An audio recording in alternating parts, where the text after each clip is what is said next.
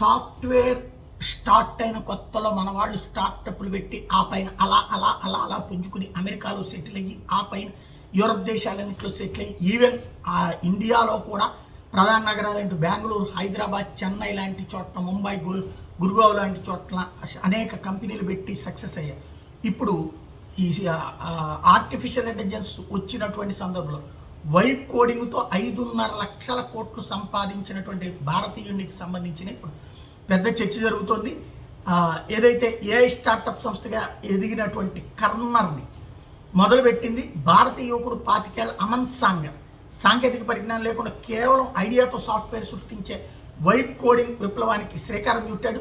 ఈ స్టార్టప్ని Elon మాస్క్కి చెందినట్టు space X ఏకంగా 5.5 లక్షల కోట్ల కొనుగోలు చేయడంతో ఇప్పుడు అమన్ పేరు ప్రపంచవ్యాప్తంగా అత్యంత పిన్న వయస్కుడైన భారతీయ బిలియనీర్గా నిలిచాడన్నటువంటి ప్రపంచమంతా కూడా ఆశ్చర్యంగా చూస్తుంది.